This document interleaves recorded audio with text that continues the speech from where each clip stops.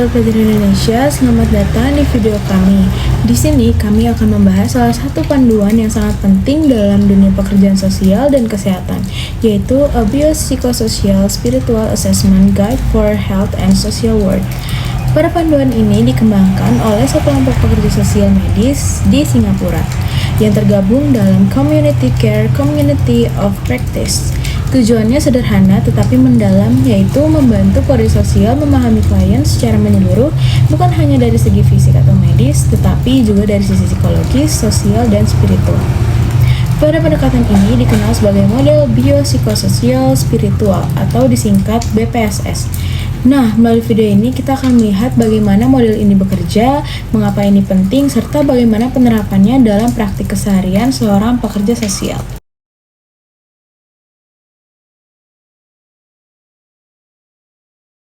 Model BPSS muncul dari pemikiran bahwa kesehatan seseorang tidak dapat dijelaskan hanya melalui faktor biologis.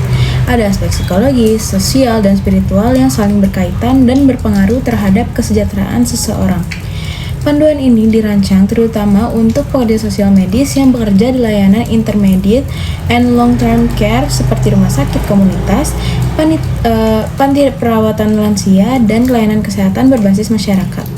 Selain itu, panduan ini juga sangat bermanfaat bagi pekerja sosial yang masih baru di lapangan karena menyediakan panduan praktis dalam melakukan asesmen klien secara holistik.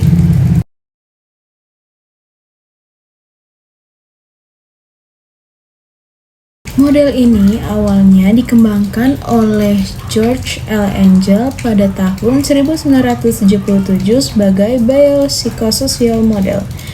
Angel menentang pendekatan medis tradisional yang hanya berfokus pada gejala fisik dan mengabaikan faktor sosial serta psikologis. Namun, seiring waktu, pendekatan ini diperluas dengan memasukkan aspek spiritual karena banyak penelitian dan pengalaman menunjukkan bahwa makna hidup, keyakinan, serta nilai-nilai spiritual juga berperan besar dalam proses penyembuhan seseorang.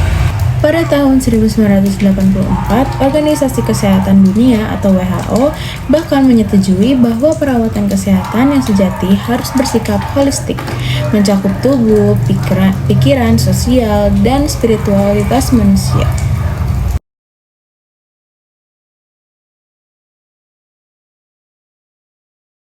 Mari kita bahas satu persatu 4 domain utama dalam model BPSS.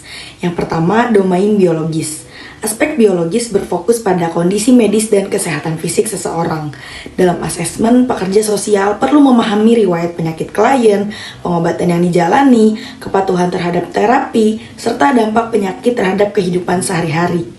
Misalnya, apakah klien mampu melakukan aktivitas dasar seperti makan, mandi, atau berpakaian sendiri? Apakah ada hambatan dalam mengikuti jadwal pengobatan? Selain itu, dalam konteks perawatan jangka panjang, panduan ini juga menekankan pentingnya advanced care planning, yaitu perencanaan perawatan menjelang akhir kehidupan. Diskusi ini harus dilakukan dengan hati-hati dan penuh empati, karena melibatkan nilai-nilai budaya, keluarga, dan harapan pribadi seseorang terhadap proses kematiannya. Pekerja sosial diharapkan dapat menjadi jembatan antara klien, keluarga, dan tim medis agar keputusan perawatan tetap menghargai martabat dan keinginan klien. Yang kedua, domain psikologis. Aspek kedua adalah psikologis, yang berkaitan dengan pikiran, perasaan, dan perilaku individu. Dalam panduan ini, pekerja sosial diajak untuk mengeksplorasi bagaimana kondisi emosional seseorang berpengaruh pada kesehatannya. Banyak penelitian menunjukkan bahwa stres, depresi, atau perasaan cemas dapat memperburuk kondisi fisik. Sebaliknya, emosi positif, rasa optimis, dan kepuasan hidup dapat memperkuat daya tahan tubuh untuk meningkatkan kualitas hidup.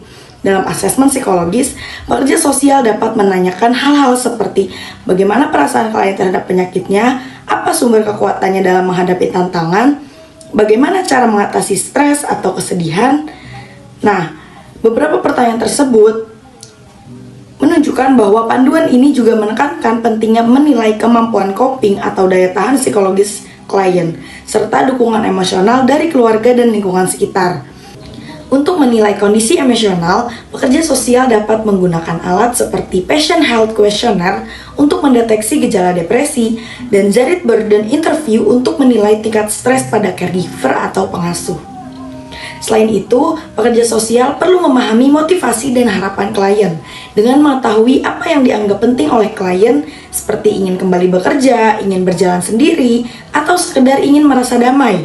Pekerja sosial dapat membantu menyusun rencana perawatan yang realistis dan bermakna. Yang ketiga, domain sosial. Aspek sosial adalah inti dari pekerjaan sosial itu sendiri.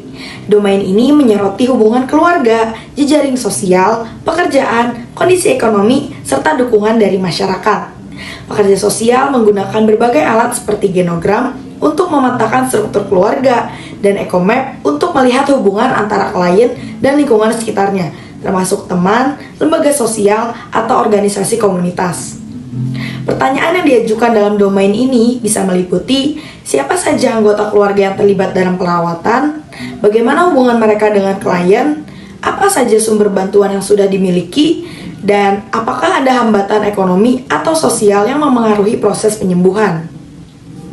Pendekatan sosial ini juga membantu pekerja sosial menilai sejauh mana dukungan komunitas tersedia, serta merancang intervensi yang melibatkan jejaring sosial dan lembaga terkait.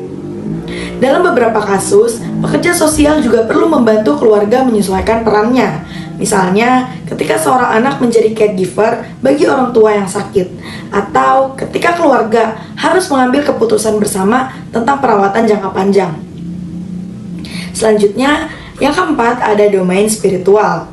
Aspek spiritual menjadi dimensi yang tidak kalah penting. Spiritualitas di sini tidak selalu berarti agama, tetapi lebih luas lagi, mencakup makna, nilai, dan harapan seseorang.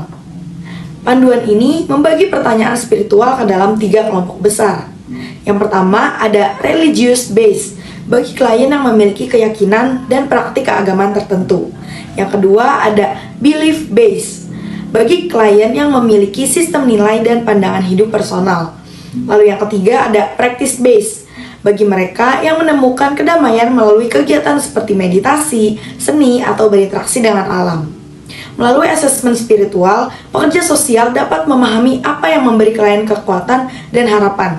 Misalnya, apa yang membuat Anda tetap bertahan di masa sulit ini, atau apa yang memberi Anda makna dalam hidup. Bagi klien dalam perawatan akhir hayat, aspek spiritual menjadi sangat penting. Pekerja sosial dapat membantu mereka berdamai dengan kondisi yang dihadapi, serta memastikan nilai dan keyakinan mereka dihormati dalam proses perawatan. Panduan ini bukan sekedar daftar pertanyaan. Tujuan utamanya adalah membantu pekerja sosial membangun pemahaman mendalam tentang klien melalui pendekatan yang empatik, fleksibel, dan manusiawi. Setiap percakapan dimulai dengan membangun hubungan terapeutik, mendengarkan secara aktif, menunjukkan empati, dan memberikan rasa aman kepada klien. Ketika hubungan sudah terbentuk, klien akan lebih terbuka untuk berbagi pengalaman, ketakutan, maupun harapan mereka. Proses asesmen BPSS bersifat dinamis, artinya informasi dan kondisi klien bisa berubah seiring waktu. Karena itu, pekerja sosial perlu melakukan evaluasi berkala agar rencana intervensi tetap relevan dan efektif. Secara keseluruhan, Biopsychosocial Spiritual Assessment Guide membantu pekerja sosial untuk memahami manusia secara utuh, sebagai individu yang memiliki tubuh, pikiran, hubungan sosial, dan jiwa. Dengan pendekatan ini, perawatan yang diberikan menjadi lebih berpusat pada klien, menghormati nilai, harapan, dan kekuatan yang mereka miliki. Tujuannya bukan hanya mengobati penyakit, tetapi juga memulihkan makna, martabat, dan kualitas hidup seseorang.